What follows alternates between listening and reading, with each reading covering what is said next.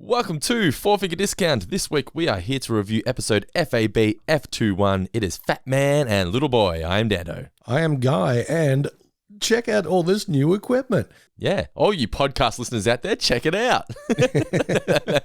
Go check us out on YouTube, and you'll see that Guy doesn't have the cheap-ass headphones that came with his phone anymore. He now has big-ass Joe Rogan headphones that make him look like he's trying to bring Apollo 13 back to Earth.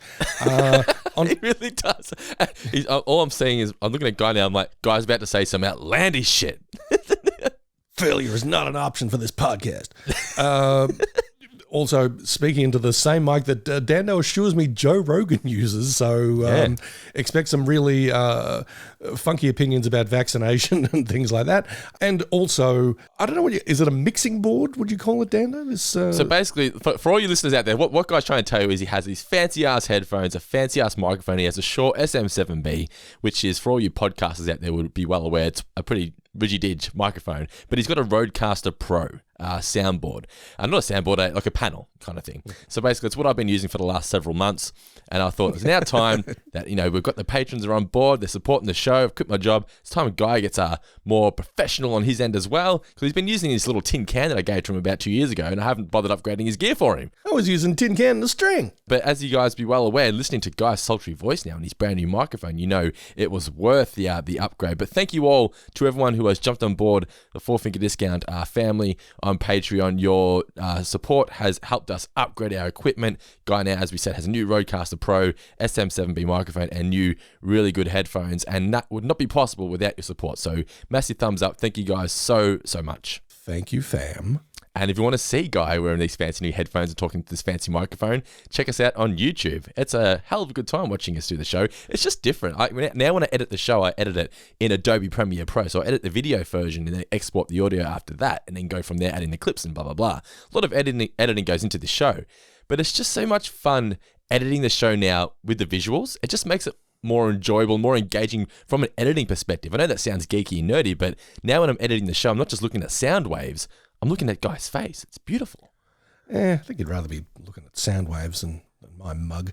But Dano is correct. Yes, it's all looking very high tech at the Davis branch of Four Finger Discount HQ here.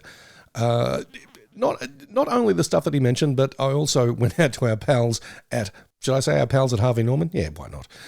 And got a new laptop because, look, I'm not very technically minded, but everyone I recorded podcasts with said, what's the problem with your laptop or your internet connection or you? Because everything was stuttering and buffering and all that kind of business. I took it to my tech-savvy buddy, Steve, who said, Steve. He said, you've got 4 gig memory in this thing. You need probably double that, ideally quadruple that. Yeah. So we got on this newfangled thing called the internet, looked up what to get, looked up where to get it for the best possible price, and picked it up that day. So now I'm watching you. I'm doing the Zoom call. So it used to be, guys, honestly, I'd be doing a chat with the Guy over Zoom. It's how we do the show. And all of a sudden, Guy would just be freezing. And I'm just like, oh, God, there's going to be a headache to edit. So I've been having to oh, God, this is always death. I have to chop the video up and then move this bit backwards so it's in line with his voice and then move it forward again. And it was chaos. But like we said, thanks to your support, we've been able to upgrade the gear. Full steam ahead. Yes, indeed. So, look, that's hopefully brought you all up to speed with, technical innovations here at the Four Finger Discount Network. What do you say, Dando? On with the show. Yes, Fat Man and Little Boy, an episode that I enjoyed a lot more than last week's episode. Yes, indeed. And also, it's the title that could refer to Dando and myself, me being the fat man in this equation. And I'm a little boy. Oh, man, I'm a bad little boy. Would you rather be a fat man? What's worse, being a fat man or a little boy? I think I'd rather be a fat man. Fat man usually means you're happy. Well, it depends if you are actually a little boy. Yeah. But no, title aside, this was a really good episode. This is really fun. I enjoyed it. I really liked the way, I like the two stories, the way they tied together. I like Bart's dilemma of realizing that he's not a little boy anymore. And I thought they handled that really well. It was very relatable. And although Homer had his moments throughout the episode, I really enjoyed that he had his kid's best interests at heart in the end. That's true. He was a good dad for the most part, even when he was being a irresponsible person. Well, also a passenger. Yeah. Yes, on Bart's success. Go figure you write Homer to be a good person, and fuck, it's a good story. Holy Christmas. Who would have thought? Who knew? Who saw that coming? But Dano, in all honesty, let's say that, you're walking through the Geelong CBD and all of a sudden you bump into some Hollywood big shot. It could happen. Who takes a look at Elliot and goes, "Kid, we're going to reboot Home Alone and we want you to be the star." And of course Elliot goes... Just pulled the Macaulay Culkin face for those of you who are not watching on YouTube. Go to the slap. And we're going to pay him like $10 million a movie, for a free 3-movie contract. Of course you're going to, hitch your wagon to that little boy and say, "Make me some money." Alec looks at me and goes, "What does he mean, Dad? I'm not your dad. He's your dad. Why you go with him now?" That man's your daddy. Yeah.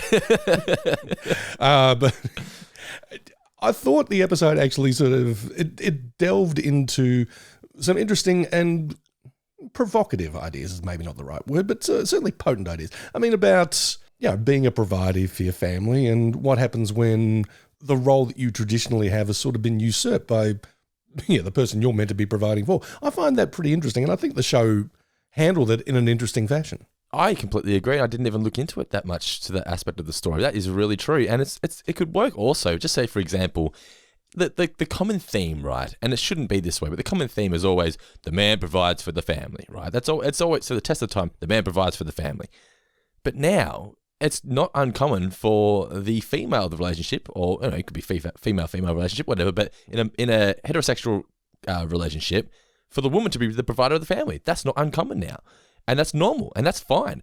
But I still feel there'd be a lot of men out there who would be of the mindset of, "Oh, she's earning more than me. Does that make me less of a man?" No, it doesn't at all. It means you're lucky. It certainly doesn't. No. I mean, there's a little biology that comes into that. I mean, but there's also a lot of social programming that goes into it as well. So. Yeah. But I agree, they did handle it well in this episode. I think so. Yeah, there was just a bit of depth in this episode, but, they didn't hit you over the head with it or anything like that. It just... If you got it, you got it. Great. If you didn't pick up on it, that's all good too, because it was a good, fun episode. Some good laughs, some good gags, some good character bits. When the Goose guy came into it, I sort of went, "Oh, this could get really old really fast." But they didn't really have him in much of the episode, so it was fine. That's true. They recognised a little went a long way. And you could see the ending coming a mile away. But whatever. Sometimes the obvious ending is the right ending. That's very true. I like how sort of clairvoyant they were in that everything's getting snapped up by Disney. Yeah, and how funny is it when you hear them make jokes like that in 2004, this episode? 2004, yep. And now they're owned by Disney. It's the whole kit and caboodle. But yeah, overall, what I thought this was a really, really a big step up from last week's episode anyway. As this is more on what we were expecting from season 16. The first couple episodes... not classics, but really good episodes. This one on par with 2 and 3. What were your favourite moments from the episode then, Mr. Davis? I was a big fan of the musical cues in this episode. I mean, I'm always down for a bit of Right Said Fred. I mean, I'm Too Sexy for My Shirt is just a bona fide classic. And anytime you can throw that into a scene, very happy. But even better, you're ready for this.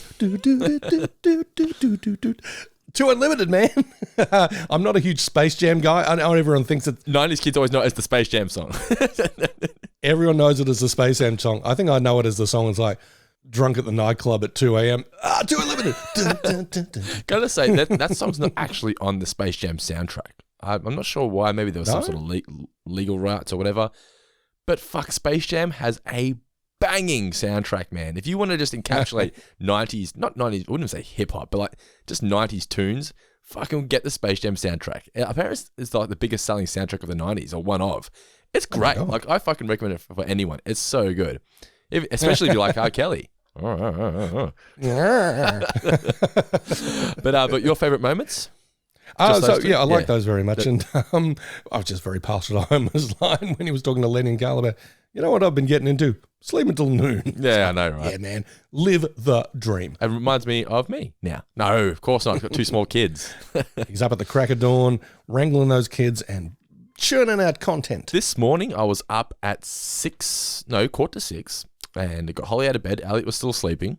So I got Holly dressed, got her some breakfast. She's watching Monsters University. I'm editing podcasts. Elliot wakes up at about, I'd say about 7 o'clock. Get him dressed, get him some breakfast. Start editing more podcasts. Nicola's still in bed. She gets to sleep in because, hey, she's up during the night. Get the kids to daycare, go to the physio. I'm back at home at 9:15 and I'm editing podcasts. All right. Yes, good times indeed. I'd much rather be doing that than living the dream. That is living the dream, of course. I really enjoyed this episode. My favourite moments. So when Goose first goes to the house, you broke in. There's just something about the delivery from Dan there where it's just the surprise, the glee, but it's also like, hey, motherfucker, I know what you're doing there. You broke in. I also liked that when he spent time with Lisa. Now, we've mentioned before that I really enjoy the Homer Lisa moments now, more so now that I've got a daughter. But I just thought it was great the way that she's like, I'm going to the organic market, whatever. He's like, screw the market. We're going to Mexico. And she just goes with it as well. And hearing Lisa laugh and he's running around and giggling, it's moments like that that make you... It encapsulates why you're a Simpsons fan. No other show or no other animated show for me relates to me like that. It's the little things like that it makes you realize, even in season 16, the show can still be the show that you love. Yes. It's got its shit moments, but they still give you little nuggets of joy. Just like that. Like when they're chasing Flanders and he's wearing his flip-flops and things like that. It's just little moments like that where I'm just like, yeah, this is why The Simpsons is my favorite show. El Flanderito. I did enjoy that Yes. very much.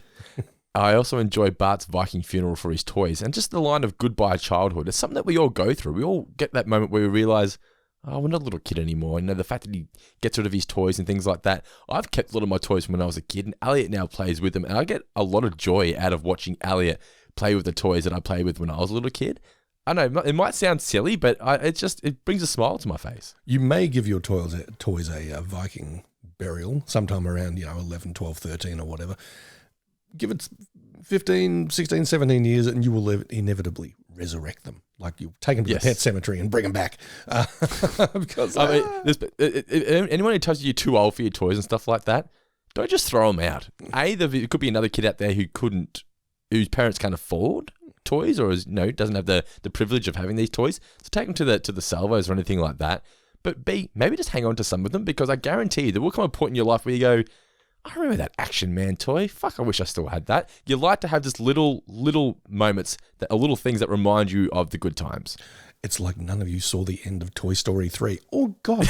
You pass your toys on to the next generation of kids and you say, hey, Woody and Buzz play together like this. And then, give it a few years and that girl will say, I'm sick of these toys. At which point you say, give them back. Yes. Toy Story 3, what an ending. Toy Story 4, unnecessary. Toy Story 3 had the best ending. It wrapped it up perfectly. It was a perfectly executed trilogy. They stuck the landing. But then they went back for a fourth one. I mean, I think we reviewed Toy Story 4 and we thought, this isn't bad. It's all right. It was fine. It was just unnecessary. It's got, Keanu as Chuck Duke Kaboom or whatever his name was. Yeah. That was all fine. But it's like, does everyone talk about Toy Story 4 now? It's like, I think people just say, oh, I really like the Toy Story trilogy. It's like talking about Indiana Jones. No one acknowledges Kingdom of the Crystal Skull. What's Kingdom of the Crystal Skull? I don't know. I just made that up. Aliens and shit. The Viking funeral, I enjoyed that you broke in, spending time with Lisa, and it's horrible. And I know it's not nice, but it's been a recurring theme throughout the series, so I'm really willing to run with it. Homer's disdain and meanness towards Grandpa. So Grandpa... Get back in the garage, old man. There's spiders in the boxes. Stay out of my boxes.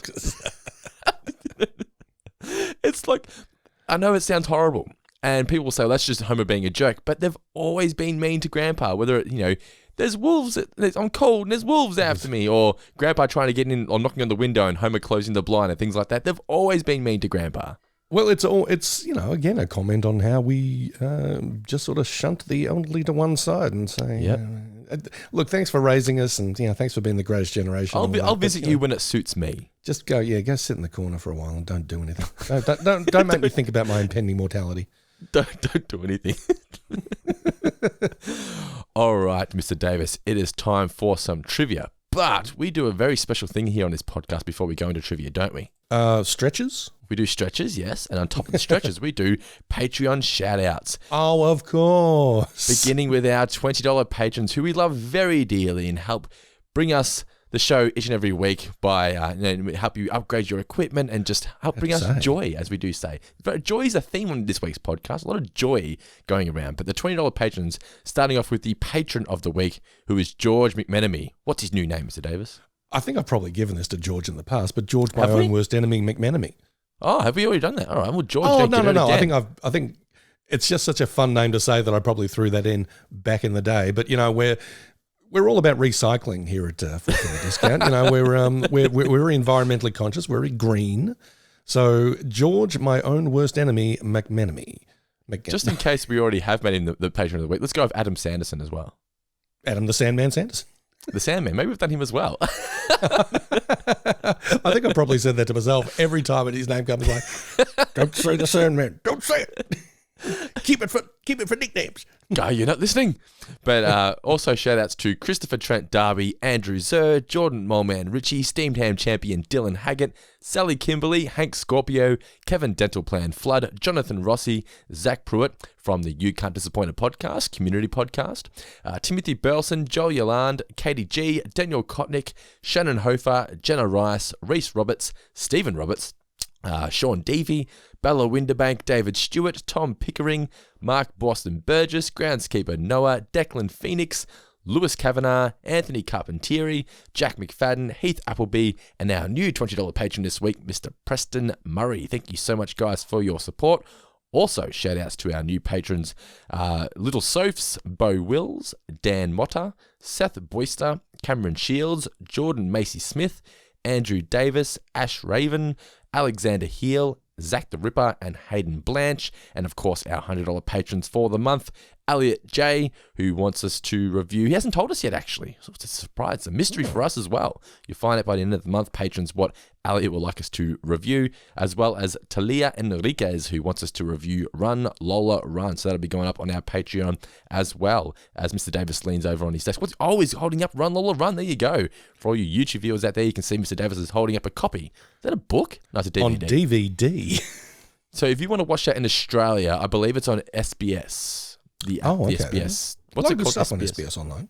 SBS app, whatever that is. But yeah, that's where I'm going to source my Run, Lola, Run. So thank you guys for your support. Remember, if you want to help support the show, help support my mortgage payments, and be a part of the Four Finger Discount family, where you get access to a bunch of exclusive podcasts, including Guy and Springfield, Tales of Futurama, and much, much more, as well as early access to all the other shows we do here on Four Finger Discount, whether it be the South Park podcast, going down to South Park, Seinfeld, talking Seinfeld, the one about Friends, and much, much more. Just go to patreon.com/fourfingerdiscount. Link is in the description of this video, /podcast, /wherever you are finding this podcast. All right, Mr. Davis, it is time for some trivia. Okay. My first question. Bart is shooting spitballs at Lisa using her unpublished novel or whatever, unfinished novel, right? Correct. What color was the pony toy that he destroys with the spitballs?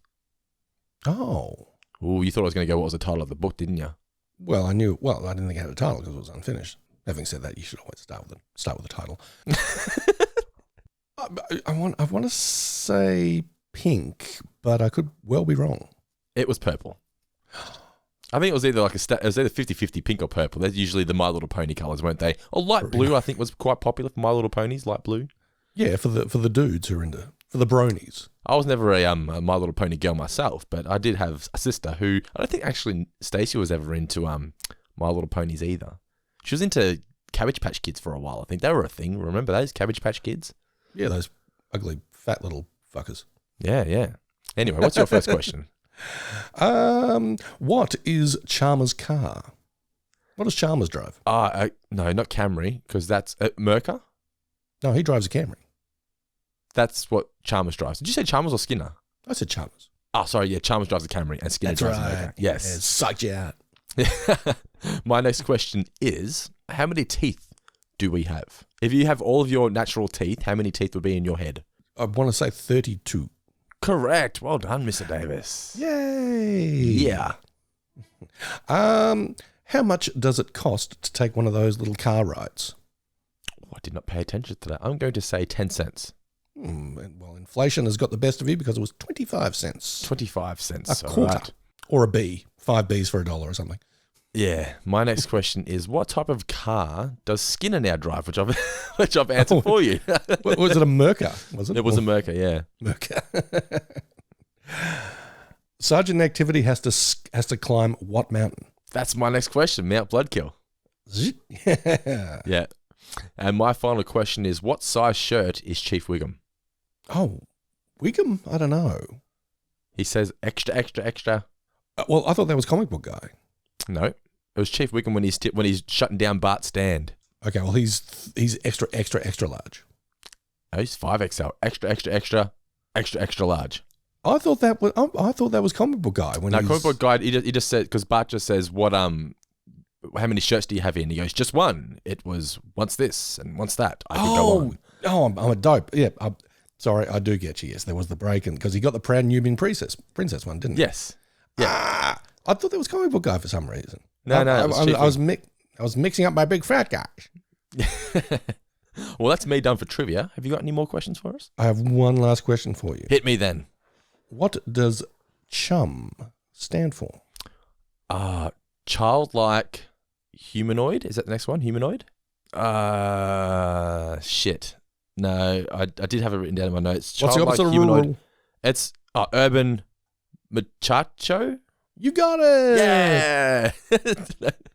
Don't hold my hand. I don't know if it was childlike or childhood. I've written down childhood, but you seem very confident in saying childlike. Oh, no, childhood's probably the right answer. And you're close enough, so you win this round. You win this round, Dando. Let me scroll down and have a look at my notes. Let me have a look. I will have it somewhere. I've written childlike in my notes as well, but we should double check because I do not like to make mistakes here on this podcast, although we do make plenty of them. We do. I think that's why people tune in, so they can sort of feel superior to us. Yeah. That's why we do this show, to make other people feel good. I'm just looking at myself, by the way, on the camera here. I look rather disheveled. My sister hasn't had time to go over and cut my hair. I haven't shaved. I feel like a mess, so I do apologize to all the viewers out there. But, we're still bringing you hours of joy here. I look fantastic today. I've got high def on the camera now. I mean, with the episodes we were putting up on YouTube, and I'm sure the viewers will agree, it's like, what's wrong with the guy's teeth, and why is he out of focus, and why doesn't he have a bag on his head? Well, hello, Uncle Guy. You said your name was Handsome Bob. You said your name was Handsome Guy. For those of you who have no idea what we're talking about, we just reviewed Terrence and Phillip in Not Without My Anus for our Going Down to South Park podcast available. That episode's up on Patreon right now, but it'll be up in a couple of weeks on the free feed as well. But you can find the complete first season of that episode now available on our YouTube channel, which is youtube.com/4fingerdiscounttv, as well as the Going Down to South Park feed as well. So if you want to subscribe to that via Spotify or iTunes, you can find it there as well as Talking Seinfeld, available via Spotify and iTunes and wherever you do find your podcasts. Correct. Yeah, lots of stuff coming out of the Four Finger Discount Network lately. So much stuff. So much content. Stuff. This is the winter of this content. Yes. All right, guys. That is trivia for Fat Man and Little Boy. We'll be right back after this short break. It'll be only a short break with our full in-depth review. Oh, yeah. The original air date of Fat Man and Little Boy was December 12th, 2004. It was written by Joel H. Cohen and directed by Mike B. Anderson. There was no chalk gag, unfortunately. Again, we've lost the full intro, but the couch gag was the Simpsons all sitting on the couch, just normally, and the camera zooms out, and we get one of those very scary-looking fish. They're called anglefish, I believe, and they got the ones with the light in their heads. They're like the monster fish in all the fish movies, and Elliot knows them as the what does he call them? Nightmare fish, I think. That's very apt. Yeah, because they are terrifying. Well named by Elliot. They are terrifying, and he was very disappointed he didn't see. We took him to the aquarium in Melbourne, and he was very disappointed he didn't see a nightmare fish. All he wanted to see was the scary nightmare fish. So I'm pretty sure they live at the depths of the ocean, the bottom of the ocean. Hence their little headlight. Yeah, there's some scary shit at the bottom of the ocean, man. Yeah, I'm never going down there. One of the original writers of The Simpsons, Mike Reese, I follow him on Facebook. His wife, Denise, actually runs his social media for him, but basically his life now is just going around and traveling the world. It looks like he's just living the best life, just living his best life. But recently, he went down on a sub and to the actual Titanic wreckage. Oh, he pulled a James Cameron. Yeah. He went all the way down there, and there's videos of him doing it and stuff. It's incredible. And he reckons he was like literally meters from the actual wreckage. He said it was just an incredible experience. I personally would be terrified, but it must be so cool being down there. Oh, absolutely. I'm a huge fan of people like that who have the opportunity to cash out and they just spend the rest of their life like, I think I might go visit dope places, and What am I maybe gonna do enjoy some today? good food. Yeah, just do what I feel like. Yeah. Yeah, well, when we sell, for the Five Finger, The Five Finger. yeah, they'll rename it the Five Finger Discount Network. We sell it to Disney, and they turn us into a movie. When we sell the Four Finger Discount Network to Disney or Rupert Murdoch, the billionaire tyrant or something like that, yeah, we'll just do that. Have the best Instagram account on the internet. I've sung the praises of this guy on this show, I'm sure, before, but the dude just known as MySpace Tom, the guy who created MySpace, Yeah. sold it to Murdoch for something like $500 million or whatever. Now he just goes around the world taking photos of like, hey, look at this cool mountain. Wait, is Tom a real guy? MySpace Tom, I'm pretty sure he's a real dude. Holy shit! Did he pull that same pose in every photo? Please tell me he does that. I don't think I think that's just the stock photo that people use him because it's just like, got my money, I'm out of here. Because that was like, everyone had that photo of, obviously, Tom was your first friend on MySpace whenever you sign up for MySpace. God, MySpace, that takes me back. It's crazy, isn't it? Is it the one where he's sort of looking over his shoulder a bit? Yeah, or? and it's like a chalkboard or something in front of him. Yeah. He should totally just go around taking that exact same pose in front of all famous things. That would be an incredible Instagram account. I'd love that. I'm going to check that out, MySpace Tom. I hope that is actually a thing. But the episode kicks off, Mr. Davis, of course, Fat Man and Little Boy, with Lisa and Janie singing Miss Lucy Had a Steamboat. Now, this was originally going to be used in a season 3 episode when Flanders failed. They scrapped it, obviously for time or whatever, but they decided to use it here. I'm so glad they did because I love Homer being scandalized. Yeah, and I read several reviews on this episode leading up to it, and every one of them said, there's a reason this was canned in season 3. It's just pointless and unfunny. And I was like, this was good. Nicola got a good laugh out of it as well. Like, it's simple, but it works. I'm sorry, but to quote Jane Austen, excuse the fuck out of me. What? Wrong. That's fantastic. It's a great opener. I think what's happened is, and I know a couple of these reviews were written a long time ago, but I think it's just got to the point where it's almost just become, maybe we're past that point now, but there was a while there where people were just saying The Simpsons was bad for the sake of saying it was bad. A lot of them weren't even watching it anymore. A lot of people who, we put up saying we reviewed a season 6 episode like, The Simpsons was shit by then. I'm like, yeah, was it? Or was it just in your opinion? Were you actually watching the show at that point? Because we're going back and revisiting it, and it's actually pretty fucking good. So I think people are just looking to find the negatives in the show for some unknown reason because, I don't know, they're crybabies. But Yes, all I indeed. can say is they're wrong. Like you said, this was funny. Indeed. Message to the haters, stop hating. Stop hating, yeah. But yeah, so Stop Bart, hating, start participating by, being a patron. Bart starts shooting spitballs, and spitballs were the worst in school. Oh, I'd rather be spit on than a spitball. I don't know, just the idea of a spitball sticking to you, it's like, I think I prefer the spitball to actual spit. Yeah, you're probably right. But spit's Yeah. just gross. It's the Yeah. worst. Especially when they started off with doing that. Apologies, let's listen to that sound. It's just when they got a real loogie going. You're like, oh no, This is going to suck. this is gonna suck. I was watching recently, it's on Disney Plus in Australia, a show called Pistol. It's a 6-part drama about the origin of the Sex Pistols. Been told this is good. It's actually not too bad. Yeah, I mean, it's surprising, and it's the last thing you'd expect on Disney Plus. Hey, look, I found Prey on Disney Plus. I'm like, what the fuck is happening? That is true. Oh, look, there's all manner of quite gnarly shit on Disney Plus. Yeah. It's great. Yeah, and this is actually it's pretty good. I mean, it's by Danny Boyle, the guy who directed Trainspotting, so it's got a bit of a little bit of cred to it. Edge. But but the thing that kept me from being a punk was they showed appreciation for bands and each other by spitting on each other. I'm like, I can't do it, man. Just can't do it. So they appreciated another band if they spat on them. If you like the band, you'd sort of run up to the front of the stage and Okay. spit a big loogie. Not for me. No, wait.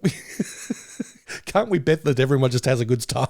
Can't you just walk up and go, yay, Yeah, give 'em a good little show, golf clap. good show. Well done, Pistols. And if you really liked it, it's a jolly good show.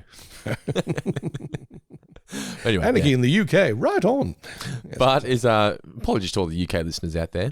I have a UK wife, so I'm allowed to make fun of the accent, right? Is that right? I was paying tribute to the accent with my rendition. But yeah, I mean, but very cold of Bart to use the unfinished novel as ammunition. I mean, And which is titled, by the way. It says on the front cover, They Promised Me Ponies. that's great. I like that. I like that very much. But yeah, it's. Have you seen Little Women? Any version of the Little Women? No. The only memory I have of Little Women is Mo reading it to the people at the homeless shelter. Little Women. Yeah. It's a plot point in Little Women that the Jo, the main little woman, is a would be writer, and she's churned out a fair few pages of this book. But then she's allowed to go to the dance one night, and her willful little sister Amy isn't. So Amy burns that novel, the only copy, handwritten. It's like, there's no coming back from that. I would never forgive my sister if she did that. Fuck no. It was handwritten. Yeah, absolutely. Well, Little Women is set in olden times. Yes, the new version with Saoirse Ronan and Florence Pugh and everyone's favourite dream boy, Timothée Chalamet, it's really good. I like it a lot. So, you might want to check it out one of these nights, Dendo. Lisa is being bombarded, as we said, with spitballs made out of her unfinished novel. And then she races up to the treehouse and she notices blood on one of them. She says, look, I'm bleeding. But they realise it's actually Bart's loose tooth. The animation of his tooth was both gross and glorious all at once. It was so well. The sound effects it just took me back to when you had a loose tooth. You were able to feel that loose tooth just wriggling in your mouth when you were watching it. Gross. Yeah, and just that feeling when it's so nearly close. there. You can feel the little bit. I don't know what you call them. The little root kind of bit or whatever. Yeah, that feeling of that tooth when it's almost out. You can't describe it. It's almost. I remember when I was a kid, I was like, "This is so fun. I don't want this tooth to fall out." Like I would deliberately eat food on the opposite side of my mouth because I'm like, I want to get all the sympathy I can with this tooth. And like you were the cool kid at school when you had a loose tooth. Everyone's like, show me your tooth. You're like, here it is.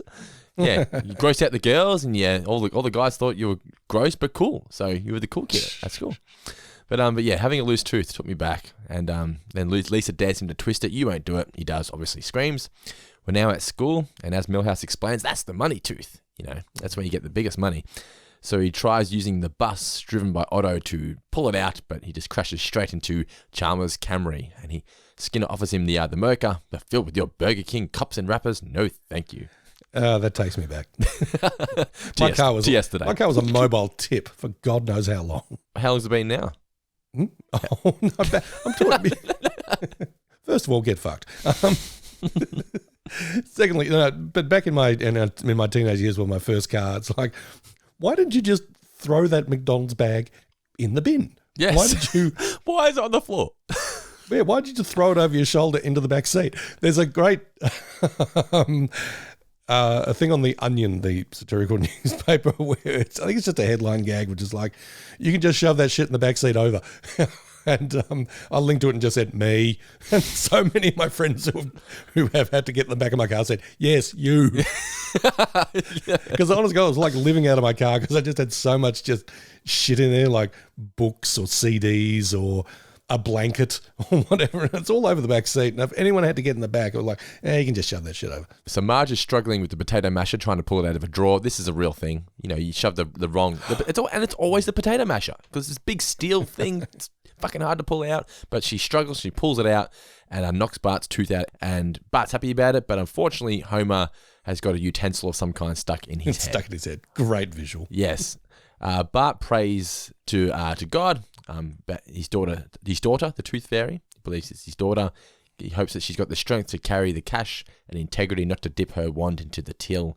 And he's very excited. And he wakes up the next day and he realizes, rather than be given money, he's received a donation in his name to United Way. Marge tries to explain to him, well, she realizes it's your last tooth, so maybe she thought it would be a good idea to give you a grown-up gift. I would be furious if I got that when I was a kid. I too would call the Tooth Fairy a gossamer witch. Yeah, I would not be happy at all. And Homer points out, well, you're not a little kid anymore, mate. Look, in the right light, you're starting to grow your muzzle. I like that visual as well. I thought it was chocolate milk. Bart tries to act like a kid. He says, I'm still a little boy. He starts using the toy car and realizes, oh, wait, this isn't fun anymore. That reminded me of when you find an old TV show that you used to watch when you were young. You're like, I haven't seen this show in years. And you put it on and you go, oh, I wish I had left that in my memory. Yeah. It's really not that good. That was good for 8-year-old Dando. Yeah. Not 16-year-old Dando. No, I don't enjoy this anymore. The bullies, they go to make fun of him when they realize what he's going through, so they actually comfort him. I knew I was an adult when they said to me, I'm now trialing you as an adult.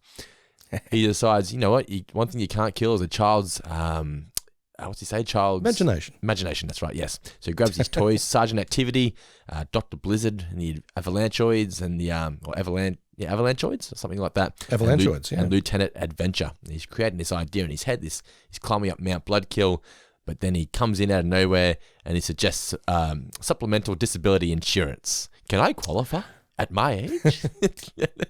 And I'm listening to this and I'm like, man, I am getting old because this relates to me now. Just like, tell me more. Yes, is this a necessary addition to my portfolio of insurances?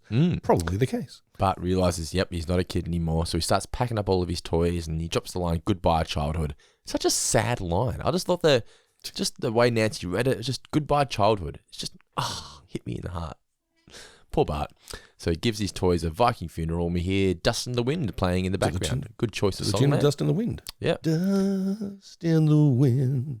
Sea Captain tries to talk to Bart, but he's having none of it. Yeah, it was kind of a weird way to incorporate Sea Captain into the scene. I don't think it really needed it. But it did give us the lovely poem, "Nothing Gold Can Stay," written by your friend and mine, Robert. You want some frost? Snow? Man! Was it really? Okay, I did not know that. "Nothing Gold Can Stay" was written by Robert Frost. There you go. Sorry, I fucked up the "Nothing Gold Can Stay." Sorry, the snowman bit, but Man!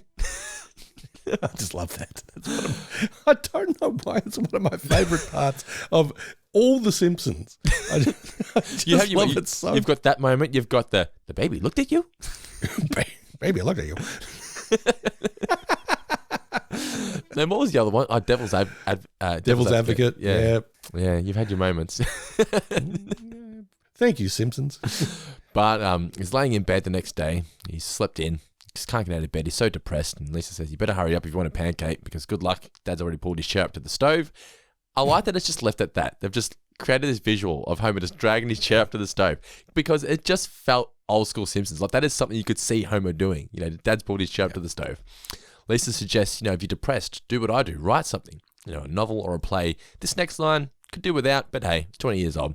Let's do something that's not gay. I'm like, yeah, whatever. Move on. He then decides to write on his shirt. And Marge here, her outrage. "Bart, someone wrote something cynical on your shirt." Now, we've had this story before. No, not this story, but we've had Bart wearing a T-shirt, the Mad Magazine shirt. So we've kind of had this before, but it was taken down. They took a different route with it this time, which I thought was good. But the shirt here says, no, I actually took the time here, listeners, to write down every single shirt in this episode. I knew you would do it, so I did not. You hoped I would do it. I knew you would do it, so I said no. So this one here says, "Adults suck, then you are one." I thought, good shirt. I like it. Play on "Life sucks and then you die." But he won't let Marge wash it off. "No, it expresses my rage at the machine." And Marge says, "I like shirts with a nice joke, like 'Support our troops.'" And Homer says, "Bart's shirt is a classic. Either the 'Don't stop trucking.' As if I never want to stop trucking. No, keep on trucking. Yeah, keep on trucking. It's incredible that was I read this the other day and it made a lot of sense to me. It's like, if you grew up in, no one outside of me is going to relate to this, but if you grew up in the 70s or you were around in the 1970s, you honestly God thought trucking and truck culture was massive, and it kind of was. But I mean, there was the song "Convoy." Yeah, Convoy. There's all those Burt Reynolds things where they got the truck full of beer that they're trying to take across county lines. BJ and the Bear. Are you aware of the TV show BJ and the Bear? I am not. No.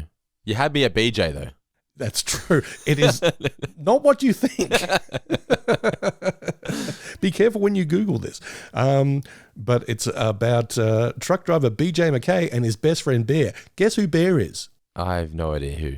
Bear's a chimp. Bear's a chimpanzee. Oh, of course he is. Oh, it's a truck driver and his chimpanzee buddy getting into adventures week after week. That sounds amazing.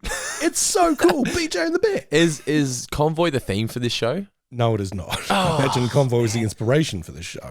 Because Convoy was huge. Convoy was just a song that, people were just saying 10-4 rubber ducky. You'd say it to people in the street and they'd know what you were talking about. They wouldn't punch you in the face.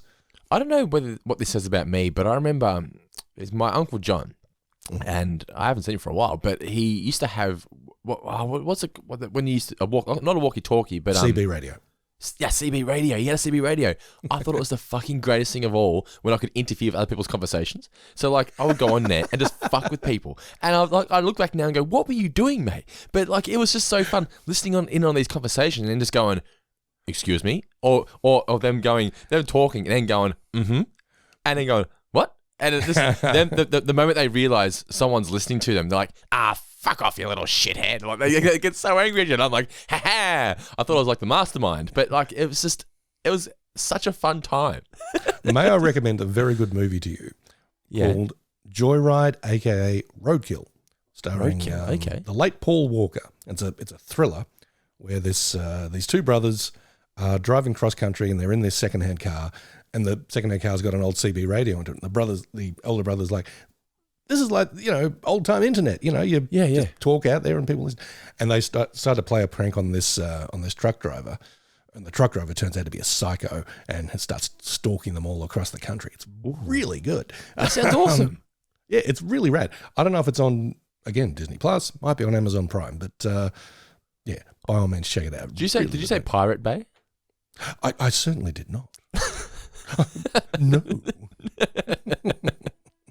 I would never. Where were we up to? How did we get to that? We were talking about, hang on, let's rewind. CB radio. Oh, yeah. Keep on trucking. Keep on trucking. In my mind palace, in my Sherlock mind palace, I find myself just sort of hitting like the back button, like on an internet browser. It's like, rewind, what was it? What was it? What was it? What was it? Okay, there it was. Yes, and continue. So he gets onto his school bus, and everyone's like, "Oh, that shirt's amazing." That was it? Database. It'll cover up my boy boobs nicely. Database. Love that guy. Then we get the "I'm Too Sexy" montage, as you were saying earlier, an incredible song. It'll never be old. It'll never be not amazing. Yeah. The good thing about it is, I don't think there is a person alive who listens to this song and doesn't immediately think they're sexy. Oh, yeah. Like, I don't know what it is. It just takes over you and you immediately think, oh no, I'm pretty good looking. I can flaunt this. I can make this work. Yeah. Like I've never been at a nightclub, because this would have been at like 1992-ish, right? That song? Yes. Early 90s.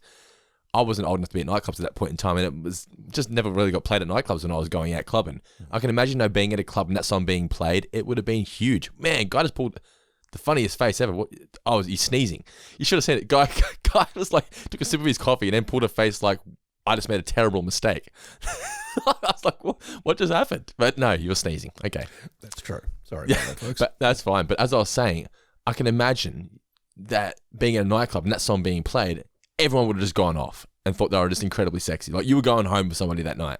It's funny. I hate to dispute you, Dana, but I mean, I don't think it was one that actually got people rushing to the dance floor all that really? Much.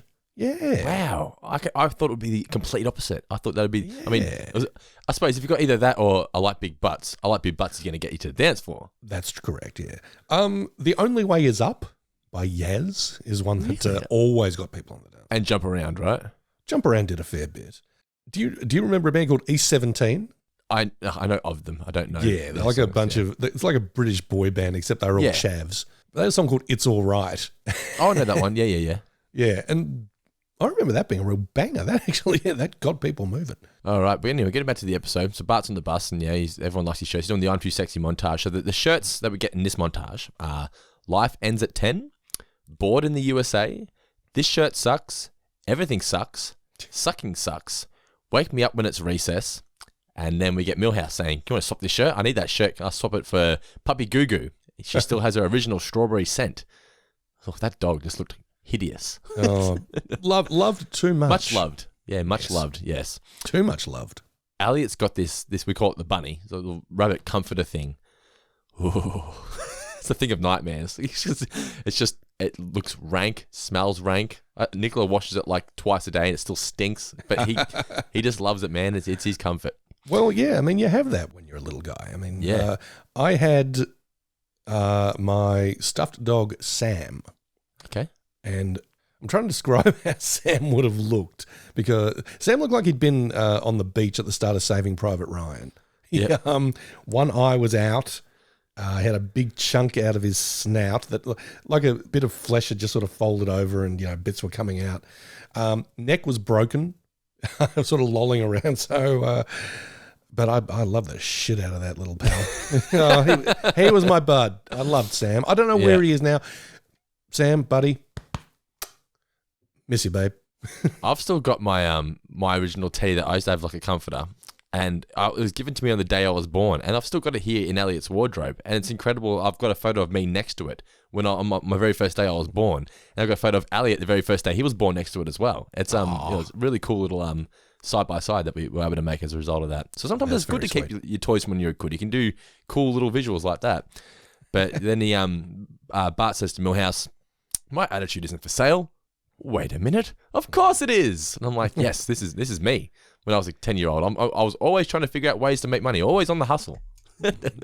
Well, I mean, I've been merchandising Bart since episode 1. So that attitude has always been for sale. It's like cowabunga, man. Don't have a cow. Exactly right, and that's definitely the joke they were going for there. So he starts selling shirts at the front of his house. The best shirt here, I loved it. And whenever you see articles about adult jokes in The Simpsons that whenever you had as a kid thing, you never see this one.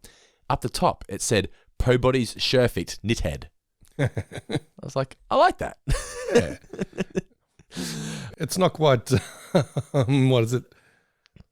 Sneed's Feed and Seed. No, not quite that. No. Or Chuck's. Well, formerly Chuck's. Yeah, formerly Chuck's, that's right, yes. My other t-shirt is also a joke shirt. I've puked more beer than you've drunk. Impeach everybody. Think globally. Fart locally. Weapon of ass destruction. I love heart attacks is the shirts in that scene there. And all the people start racing up to buy some shirts. Why everyone in Springfield wants to buy these shirts that are just a plain shirt with Bart writing on them, I don't know, but whatever. Nor do I. I dug the I love heart attack shirt because it's, I heart attacks. Heart attacks, with the love heart symbol, yep. Then Flanders walks up and he buys all of the Get Bent shirts because he thinks it means, get down and pray. Hibbert buys a Do Not Resuscitate. I'll take 12 because it get him out of some sticky situations. Then Mo mentions that he wants shirts of Calvin peeing on things. And I'm like, who the fuck is Calvin? And I realised when I looked it up, it's that character you used to see on the back of cars with Calvin peeing on things. I never knew his name was Calvin. Calvin and Hobbes, the cartoon strip. Yeah, I didn't know that was an actual thing. Yeah. But then Wiggum comes in and shuts it down. He breaks the light on the back of Bart's shoe, which I thought was a nice little touch. And Bart says, "I can't afford protection from you and Nelson."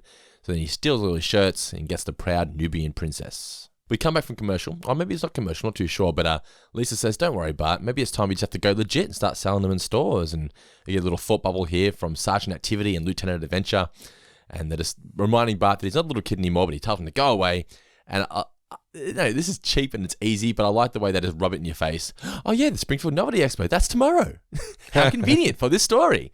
So we're now at the expo, and all the various stalls include, that we see the names of, we've got finger fun, erotic ashtrays, genuine fake stuff, hairy golf balls, exploding hearing aids, buzz, untoastable bagels. There's just a guy there with like giant dice, and it's like a magician kind of guy. It went past really quickly, so I couldn't quite get the names of those ones, as well as poison ice cubes who are offering free samples, which I liked. And they say, I like finger fun because I was expecting to see us there. Yeah, maybe we can do a live an OB from there one day. But they see that Apu walking down. Oh my god, a small retailer. He can make or break us. And then Apu goes up to the mood lollipops. Like Apu just feels all powerful there. Just he didn't go there ever to invest in anybody. He just wanted to feel powerful. And if this does encapsulate my feeling. If blue is the color of unimpressed.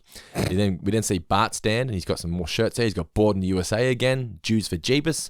Don't blame me. I voted for Scooby Doo. Body by Oreo, and if you can read this, the backpack fell off. Oh, you also got Stop Staring at My Man Boobs as well. Now, what I liked in this scene here, and what I liked throughout the whole episode really, was that Bart felt vulnerable throughout. Throughout the entire episode, although he was making a lot of money and things like that, so he was successful, he still felt like a 10-year-old. He was being taken advantage of by his family, but he was easily manipulated, and he always, like I said, throughout the entire episode, he felt vulnerable. He felt like a 10-year-old who had lucked into something and was being taken advantage of. But I just liked his voice here when he says, my mum says she likes him. Like he's really trying with this. He's putting it out there. He's putting it all on the line. And yeah, I just like the vulnerability in his voice there. But then, of course, he's going to be vulnerable when Krusty rocks up and destroys everything with the Krusty and Friends funware made for kids by kids. And we pass the slavings on to you. What a line that is. Fantastic line. Love it. That's like up there with like the best Krusty lines ever. Made for kids by kids. We bring pass the slavings on to you. They introduced the various characters: Itchy, Scratchy, Poochie, Austin Powers, Itchy, Itchy Poochie, Scratch Bob, Itch Pants, Confederate Itchy, and Osama bin Scratchy. That's just what happens, though. You just get, you have your 3 or 4 core main characters, and you just fucking milk it dry. Like Elliot collects these. Elliot collects these Disney cars, like die-cast little mini cars from the movie Cars that he likes.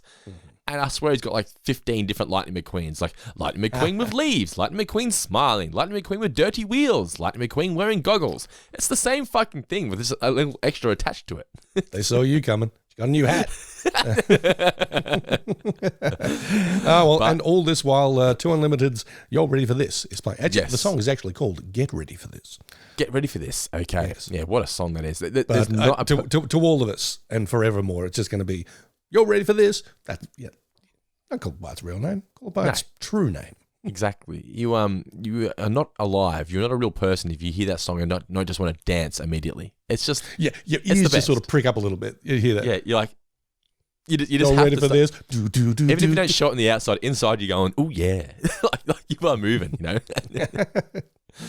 But Bart walks outside. It's all sad, but at least he's still got his health. But then he unfortunately gets run over by Goose Gladwell, who thinks his shirts are hilarious. He's got 20 stores in 30 states, and he wants to sell these in most of them. But he gives Bart his phone number. We see it, so of course they have to change it. I'll call you.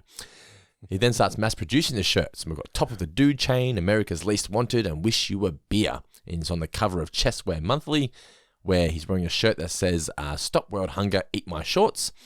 And the subheadings are Public Cottons to Simpsons shirts, and Pocket Tees are at a crossroads. Pocket Tees are actually really successful now. They're huge. People love Pocket Tees.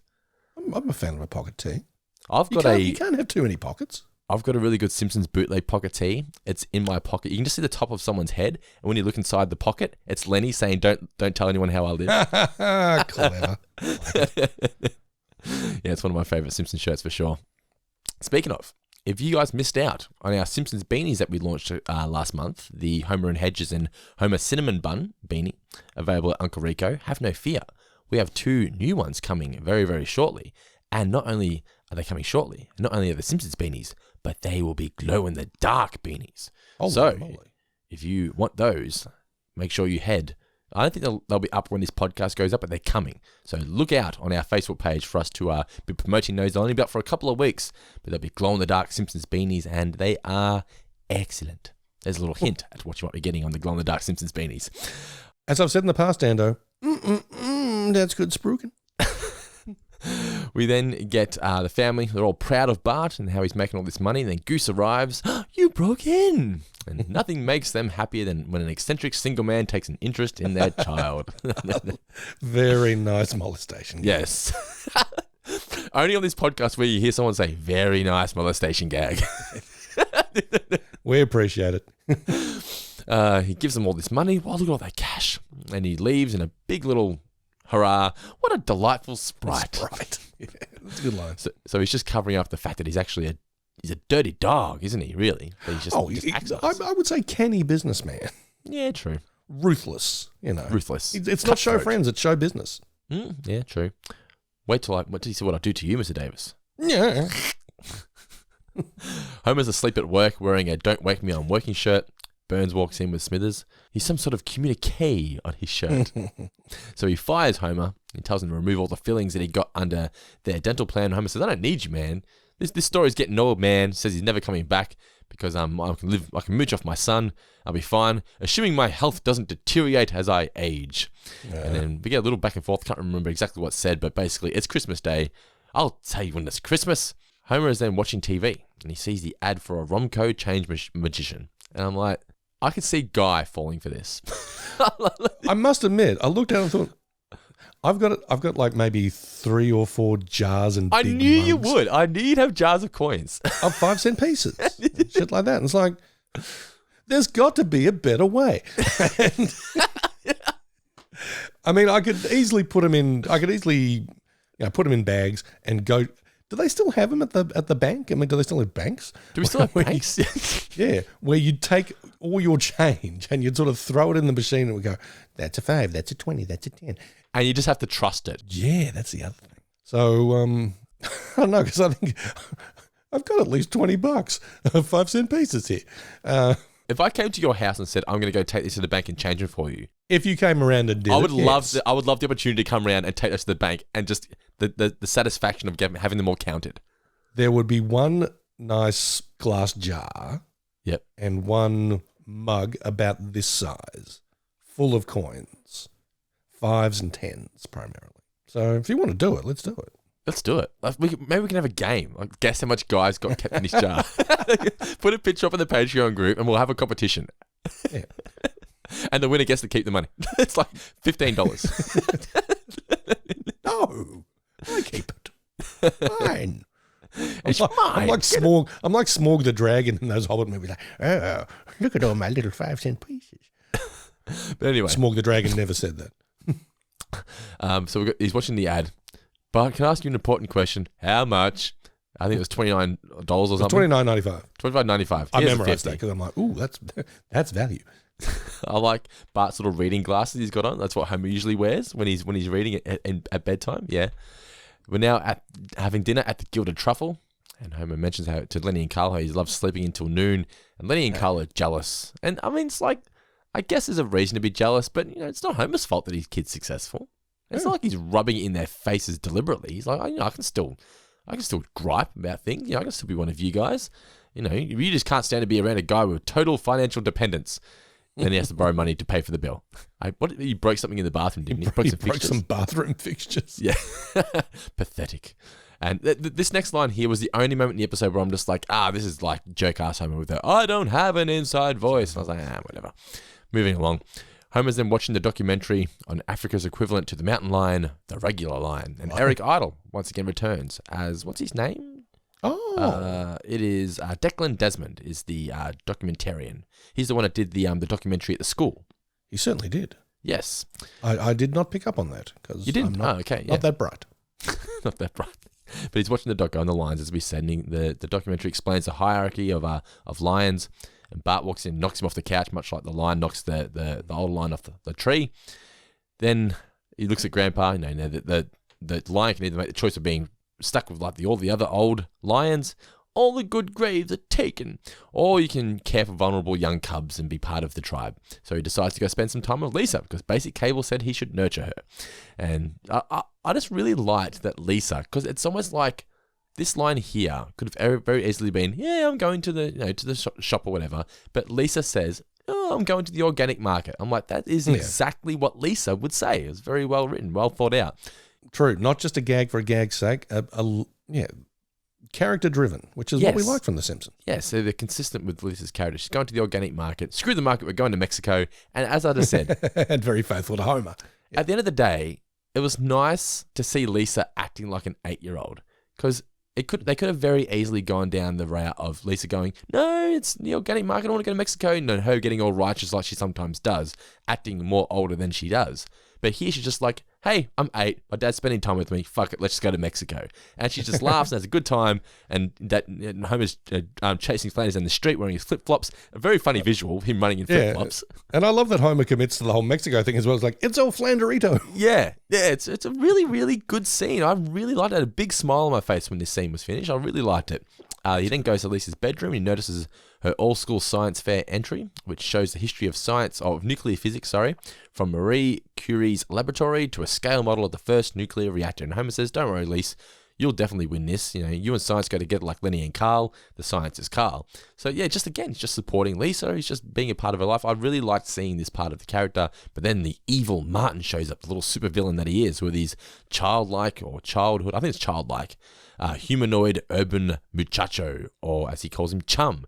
Don't hold my hand, it's creepy. And he says, hush, my pet. I'm like, that couldn't have been creepier. That could not have been any creepier. Hush, my pet. Yes. Lisa's worried that she's going to lose. And Homer says, don't worry, I can help you. No, I'm not supposed to get parental help. That's orphan talk. I'm like, oh, that's rough, but it's funny. You don't like it? No, I loved it. We're We're allowed to laugh. I'm sorry. My heart is cold and black. Sometimes you've got to be a little ruthless. Sometimes when you want to go for the gag, you've got to go for the throat. Yeah.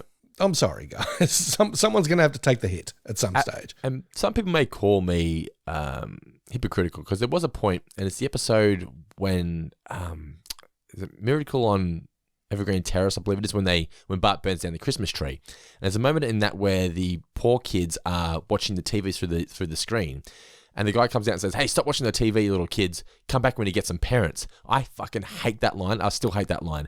This is different. Like, I know that's just a guy unnecessarily being mean to the orphan's face. Homer saying, "Oh, that's orphan talk." Whilst it's on the same path, it doesn't come across the same way because he's not yelling at these little kids. Yeah, and also it's Homer's half-assed or misguided attempt at a pep talk for Lisa. Yeah, I guess, yeah. But Homer then starts building a reactor. Oh, why can't I build a reactor? Korea did it, and look at the quality of their animation. And his mouth moves. Yes. He looks up on the internet, nuclearsecrets.com, and he has to go through the questionnaire first. Something about, it's like a love website or something, and it's like, will you tie the bar scene? No, I will never tire of the bar scene. And also before that, Homer points out what the internet is actually for, wang enhancement. We've all looked it up at some point in time. How to grow. Speak for yourself. Hey, well, I am the little boy, remember? Oh, that's true. And I'm the fat man. He just needs some plutonium. And he looks up all the things that need to go into making a reactor. He just needs some plutonium. I love the transition here to him going to the power plant. So you see him looking down at the what's it called? Science fair entry, whatever it is, little model. And then it transitions to the actual power plant, and we cue the Pink Panther music. Homer wearing his black burglar suit. I love the suit. Is there anything better than the Pink Panther music? For sneaking? No, there isn't. Imagine if you got that on your resume. It's just like, oh, by the way, I cured cancer. Well, I wrote the Pink Panther music. Oh, well, okay, I cede the floor to you, sir.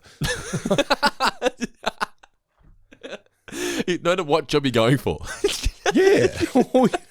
Head chef at a fancy restaurant in Melbourne. You walk into a shop, or it's like, I like the look of that fur coat. $50,000, you say. I did write the Pink Panther thing. Take it. Take two. Like, you're right. If you had that to your name, but you don't have to do anything else for the rest of your life, do you? You don't really. You've succeeded. You've won at life. You've won. But if you're ever going to break into someone's house, you've surely got to have your wireless earbuds in your ears playing the Pink Panther music. It depends on either that or the Mission Impossible theme. Yeah, it depends what kind of break-in it is, though. Yes, if it's a very intense one, where it's like, we got to get in, get out, dun dun dun dun dun, dun. Yeah. Where it's like, I'll take my time, maybe pour myself a glass of milk, dun dun dun. Pour myself a glass of milk. Yeah. Oh, cat burglars do that. Cat burglars like milk. So you sit there reading the paper on the kitchen table.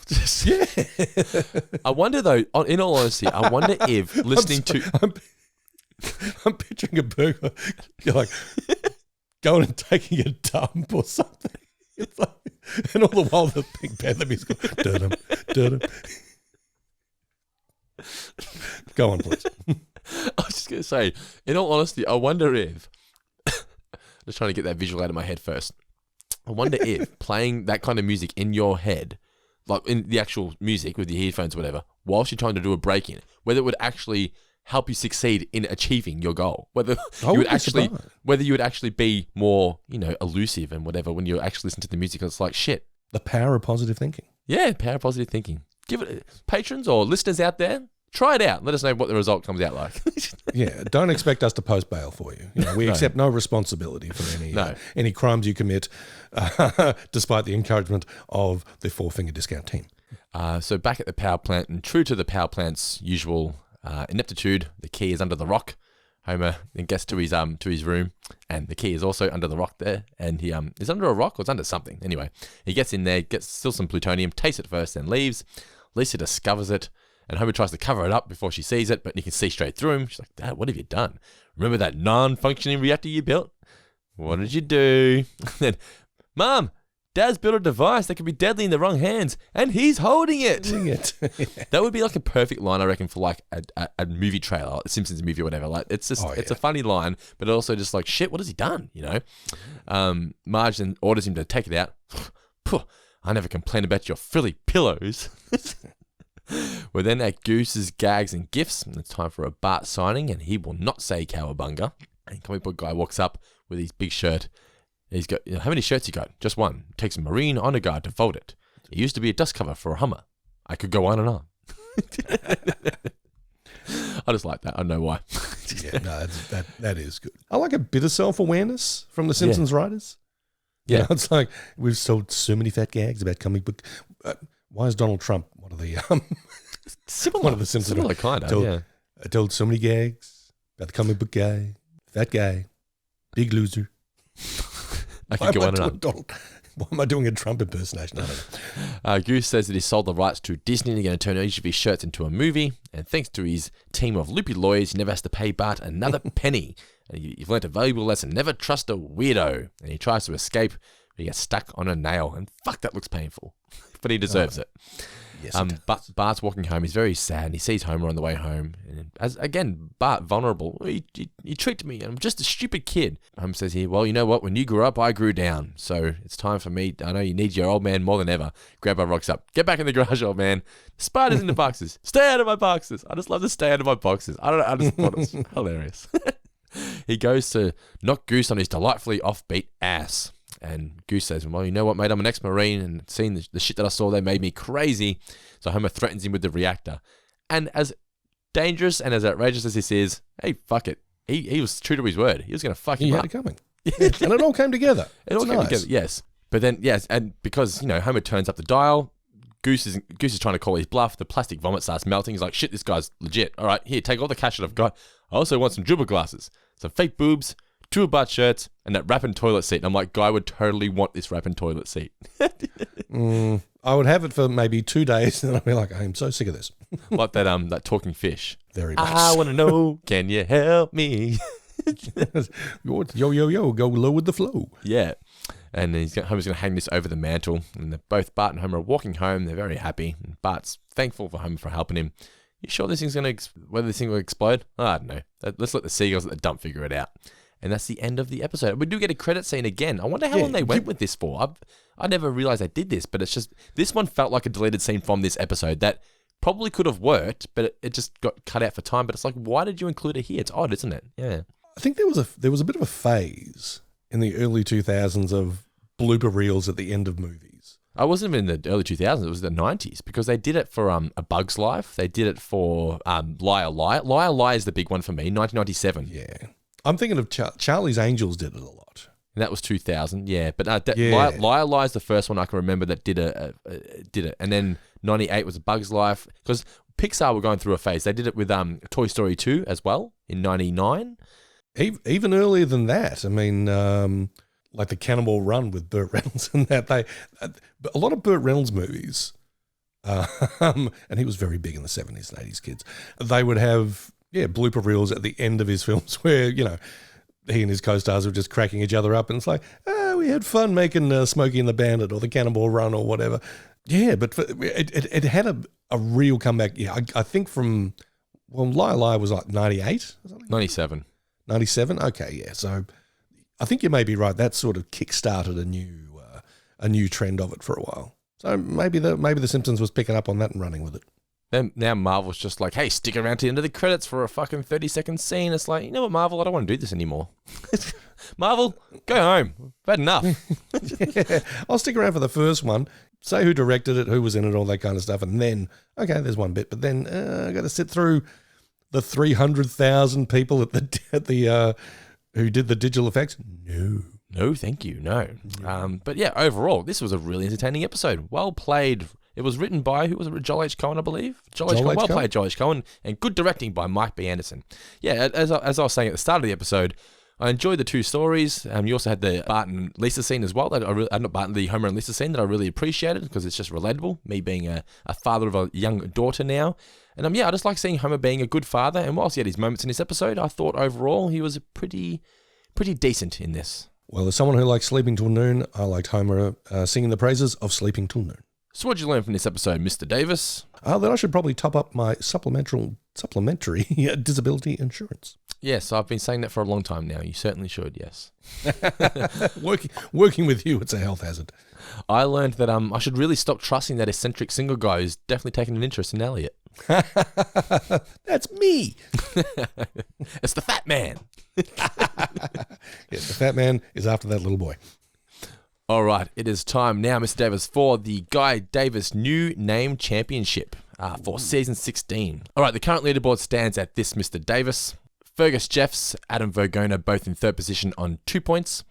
In second position, we have Brian Hughes, Heath Appleby, and Alistair Danick on 3 points. And in first position, we have a tie with D.L. Gorman and Philip Hawkins, both on 5 points. Take it away. What have we got? Thank you, Mr. Dando. Okay, 1 point. Let's split it up because these are a little bit similar and equally good. 1 point each to Slogans Run and Slogans Heroes. Okay, yeah, both good titles there. I'm a big fan of Hogan's Heroes. Really enjoyed that show. Have not seen Logan's Run, though. Is that a highly recommended movie from the Guy Davis camp? I liked it very much. It's very 70s, okay, but very enjoyable. It's a great premise. They keep trying to remake it and they never get around to it, which is a shame. So Slogans Run is Kyle Muldoon, which puts him on 2 points, and Luke McKay done it again with Slogans Heroes. So 1 point to Luke McKay as well. Welcome to the leaderboard, Luke McKay. Yes, well done, Kyle Muldoon. Clever Kyle. Clever Kyle, that's right. 2 points to Tease All That. Oh, that is also Luke McKay, which means that cancels out his 1 point and he gets the 2 points. Oh, McCain, you literally have done it again. He has actually done it again, yeah. He has got the 2 points, so well played, Luke McKay, with Tease All That. All right, but 3 points go to Eat My Shirts. That's just the best title. I actually can't think of a better title for this. It's the best. They did well. It's better than Fat Man and Little Boy. So the 3 points this week goes to 1, Philip J. Hawkins. The Hawk is flying high. Hawk just comes through with the goods on a weekly basis at the moment, doesn't he? He's delivering on the reg. Well done, Philip J. He's trying to go back to back. So the current leaderboard now stands at this. All right. In third position, we have Brian Hughes, Heath Appleby, and Alistair Danick all on 3 points. D.L. Gorman outright second on 5. And first position, Philip Hawkins on 8 points. He's just clawing his way. The Hawk is clawing away. Also, Fergus Jeffs, Adam Vergona, Kyle Muldoon, Clever Kyle, and Luke McKay all on 2 points as well. So that is the Guy Davis New Name leaderboard for season 16 so far after round 5. If you want to be a part of it, just got to be a 4-finger discount patron for as little as $1 per month. Patreon.com/4-finger discount. But for now, Mr. Davis, it is time for my 2 cents. All right, so this one here comes from Pete Anderson, and this is them being rather cheap. So Pete Anderson says this. Go, Pete. When I was in college, I made a point to collect as many free condiment packs as possible from places like McDonald's and Taco Bell, with the sole purpose of refilling my own, now empty, bottles of the corresponding packets. It takes about 50 to 60 average-sized packets of ketchup to fill an average-sized bottle of the sauce. That's pretty awesome. I wouldn't go into that trouble of actually putting them into the actual containers. I know if you're trying to make it look like you actually bought the real one, if you want to impress people. But man, our fridge is full of the KFC aiolis because they always give you too many. So we've got like the barbecue sauce and the sweet chili and all that. Just our drawer in our fridge just full of condiments. Honey mustard. Yeah, honey mustard. What about you? Like, did you collect all the like when you go to a takeaway place?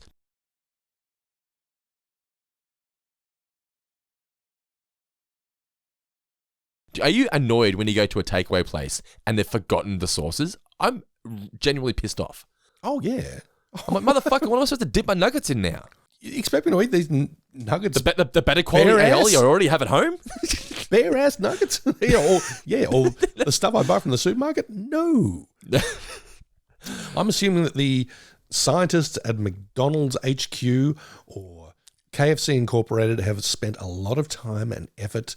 Our nuggets go very well with this aioli that we have developed. 100%. Their particular sauce goes well with their particular nugget. Yeah, because every nugget tastes different. KFC nuggets taste very different to McDonald's McNuggets. That is true. And Hungry Jack's nuggets. If you're going to do the ratio, for me, I know everyone goes McNuggets, but I'm KFC all the way. I'm KFC nuggets. Yes, absolutely. Yeah, you too. Because Elliot, he's all about the McNuggets. What's more? If you take the Mick away, mate, I think you you realize these are just shit nuggets. When you buy McDonald's, right? Buy KFC, and they completely forget the sauce, or when you get KFC and you request a certain type of sauce and they give you a different sauce. What's more infuriating? Well, it depends on the sauce that they've given you. True. I'm a honey mustard guy across the board when it comes to my nugs. But if you give me sweet and sour, I'm like, okay, fine. If you gave me barbecue, I'd be like, I'm turning this motherfucking car around. You will give me my sachet. Like, and your big old comic book go, you gave me barbecue when I specifically... I'm doing Trump again. Don't know why. I specifically requested barbecue. No, I did not request barbecue. You gave me barbecue. Don't want it. I want sweet and sour or honey mustard. Don't give me this. Give me what I want. So this is the kind of stories we want. My 2 cents stories. Send them in. SimpsonsMailbag@gmail.com. If you've got a tight-ass story of some way where you've saved money or just like Pete Anderson just gave us then, cheap-ass story, send them through. SimpsonsMailbag@gmail.com. Props to Pete. That was a good one. I like that. It was indeed, yes. Okay, it is now time for some mailbag. Andrew JP, always Andrew JP, says, What's up, JP? did you have a side hustle when you were younger or a part-time job for some pocket money? Well, I did. I didn't even have a hustle. I had the paper run, but I also, and I've mentioned this time and time again on the podcast, that I had a little business where I had 2 things going. I would walk down to Video Easy. Video Easy were the only place in Australia that would sell Will and Grace DVDs. They bought the rights to it for whatever reason. Early 2000s, the only way to get Will and Grace DVDs was through Video Easy stores. Of course, this was still the early days of the internet. People weren't really sure on eBay and Amazon and all those other ways of buying things online. Online shopping wasn't the thing it is now. So I would walk down from my house in Bell Park, where Mum and Dad lived and still live, here in Geelong. It'd take me about 45 minutes to walk to Video Easy Corio. I'd I'd use my paper run money to buy up all of the Will and Grace DVDs. And I'd get my big plastic bags and I'd walk all the way home with them and I'd flog them on eBay for double, sometimes triple the price, because people who didn't live near a Video Easy didn't know how to buy them from the States and didn't want to pay the shipping costs. So just like the international shipping costs. So they'd buy them from me. So I'd buy them for like $19.99 each and sell them for like $40-$50 each. Oh, getting the scintillating champagne comedy of Will and Grace out to people who wouldn't get it otherwise. Oh, you're doing the Lord's work, Dando. It was a great little money-making scheme. I actually made some decent money doing that. It was pretty good, yeah. And then I used to import DVDs from China and sell them. And they made a pretty penny for me as well. Okay. I was a boy prostitute. Yes, yeah. And I'm sure that worked, being the fat man that you are. Indeed. I was once a little boy, but I'm now a fat man. What about you? Did you ever have a side hustle? No side hustle? I did not, really. No. I mean, my pocket money, please. That was pretty much it. You mean you didn't just get Bobby to sign all these different cards and just flog them? No, but I do recall late in the game. I mean, Dad was a hustler. Dad was a real hustler. I can see him being a hustler, yeah. Yeah. There was someone who had, I think, not even old, but Cats posters, like of the 63 premiership or something. The Dad coached the team to win. Yeah. And they had like prints of them. And it was a big, thick stack. I remember going to this guy's place with Dad, and Dad was probably in his 70s at this stage. Got the Sharpie, signature. He was like a machine. And I think he walked out there with a nice stack of cash. Yeah. And this gentleman would then sell them on, again, like eBay or something like that. I was going to tell you, I found... Well done, Bobby. Give me 10%. Yes, well done, Bobby. I found recently in the garage, I was going to tell you, the 1951 Premiership team photo signed by the entire team, including your father. Holy moly. Fergus Jeff says, do you have any T-shirts that you regret wearing, especially slogan-type shirts? Any shirts that you regret wearing? Not really regret wearing, although it could have given the wrong impression. But when I was about 14 or 15... and this is back in the mid-'80s. Do you know the band Frankie Goes to Hollywood? You know, Relax, Don't Do It. Yeah. Great song. And I don't mean this as disparaging. I'm just saying as a statement of fact. It's incredibly gay. They're a very gay band. They're promoting sort of gay stuff. And here I am. Yeah. Here I am at age 14 in an unenlightened era of the mid-'80s. I'm like, that Frankie Goes to Hollywood, they're cool. And I'm going to get this T-shirt about Frankie Goes to Hollywood and wear it around proud. And I don't know, I don't regret it because it was a cool T-shirt. But at the same time, I think people are like, hey, you like Frankie Goes to Hollywood, do you? Also, there's these eccentric single men were looking at you. All these fat men were looking at this little boy. No, I don't regret it, but at the same time, it's like a little prior knowledge might have come in handy. I've got a photo of me at Movie World in Queensland from when so it was 1999, so I would have been 11-ish, right? And I'm wearing this WWF t-shirt. I was a big wrestling fan when I was a kid, like right into the WWF. It was WWE now. But it had The Rock on it. It just says candy ass on it. Because they used to say, I'll kick your candy ass. But all it says is just candy ass in giant letters. And I'm like, what was my mum thinking, letting me wear this shirt at like the age of 11 around his theme park? It just says candy ass, it written, just giant letters. I don't know. I look back and just cringe now. But anyway. All right. Actually, we'll do one more question here from Clever Kyle before we go. Was there a specific moment or event that made you realize your childhood was coming to an end and you were becoming an adult? Block your ears, kids. The Santa story. Oh. That stole my childhood. What about yours? Probably the Easter Bunny story. Yeah. The Tooth Fairy story. She is not God's daughter. Gossamer witch. She's the Gossamer witch. All right, thanks for the question, guys. Don't forget, you can send your questions to simpsonsmailbag@gmail.com. All right, that's been our review of Fat Man and Little Boy. Hope you enjoyed our review. Thank you guys for watching us on YouTube and wherever you're listening to us, whether it be on Spotify, iTunes, or wherever you source your podcasts. The next episode is called Midnight. It says RX, Midnight Rex. Is there a way of pronouncing that correctly? It's based on Mr. Burns taking away the drug plan. So the people I think can't that get RX is like prescriptions. prescription. Yes, that's what it is. Yeah, so it's RX, is it? Yeah. Okay, yeah. So Midnight RX is the next episode, but basically, he takes away the ability to afford medication, so that, like out of the power plant system. So no one can. He buys up all the pharmaceuticals in Springfield. So it's restrictions, but also prescriptions. So Okay. Yes. Yeah. They're going for a bit of wordplay, but that whole RX thing is not conducive to fun banter. No. So yeah, Midnight RX is the next episode of The Simpsons. Hope you enjoyed this review. Thank you guys once again for your ongoing support, listening to the show. Subscribe to us on YouTube if you haven't yet done so. Follow us on Twitter as well, @4fingerpod and @4fingerdiscount on Instagram. Don't forget to follow us on Facebook to make sure you do not miss out on when we start promoting those new Simpsons glow-in-the-dark beanies coming to you guys soon. And also don't forget, if you want to support us here at 4Finger Discount and you appreciate everything we do coming from the network, you can jump on the bandwagon at patreon.com/4fingerdiscount. You get Guy in Springfield, where you get season 10 reviews, you get Tales of Futurama, you get movie reviews, and so much more. You get early access, Zoom calls, and plenty of other stuff. It's patreon.com/4fingerdiscount. All of your subscriptions and donations are much appreciated. If you don't want to sign up for a monthly subscription on Patreon, if Patreon's not your thing, that's fine. You can also support us just with a PayPal donation at 4fingerdiscount@outlook.com. So a donation of $5 or more will also get you a shout out on the podcast. But thank you guys once again. We love each and every one of you. This has been our review of Fat Man and Little Boy. Mr. Davis, any final words for those incredible listeners out there? Yeah, Dando, I will never tire of the bar scene.